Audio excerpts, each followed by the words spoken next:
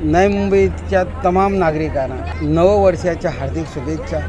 चैत्र वैशाख शुद्ध प्रतिपदा ह्या वर्षामध्ये आता आपण सुरुवात झालेली आहे। वसंत ऋतू, ईश्वराची साक्ष आणि नवीन वातावरण, नवीन चैतन्य, नवीन प्रेरणा आणि नवीन आशा या सर्व ह्या आता फुलांनी भरणार आहे। या सृष्टीमध्ये एक नवीन पालवी फुटणार आहे।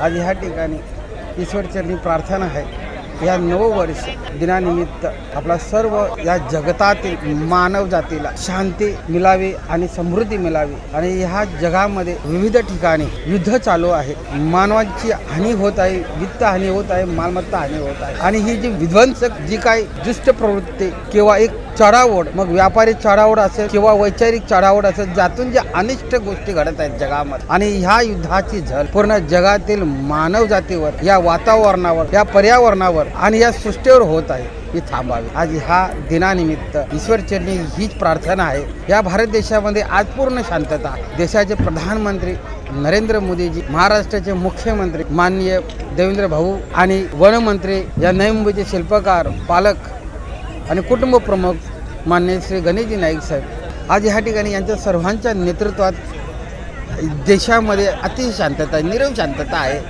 भले आज या ठिकाणी जगावर युद्धाचं सावट असल्यामुळे जी ऊर्जेचे स्रोत ची पुरवठा कमी होत आहे, परंतु देशाचे खंबीर नेतृत्व आणि जागतिक विचार आणि जागतिक नेतृत्व म्हणून या ठिकाणी आम्हाला उल्लेख करायला जरूर वाटेल। आणि ते देशाचे प्रधानमंत्री नरेंद्र मोदीजी ही जी त्यांच्या माध्यमात जी ऊर्जेची जी कमतरता ते भासून देणार नाही। भारत देशाच्या चारही बाजूला असमाधान आहे, समाधान नाही। त्या ठिकाणची नागरिक त्रस्त आहेत, मग त्या ऊर्जेच्या माध्यमातून त्रस्त असू द्या किंवा इतर माध्यमातून त्रस्त असू द्या, पण भारतामध्ये स्थिरता आहे, शांतता आहे। मग राजकीय असेल, सामाजिक असेल, प्रागतिक असेल आणि ती आध्यात्मिकसुद्धा असेल, या सर्व स्थिरता आहे। आणि ह्या स्थिरतेला ह्या देशामध्ये एक अधिष्ठान आहे, एक अध्यात्माचे अधिष्ठान आहे, एक सत्संगाचे अधिष्ठान आहे, एक वारकरी संप्रदायाचे अधिष्ठान आहे। आणि ह्या ईश्वराची भक्ती आहे, ईश्वराची शक्ती आहे।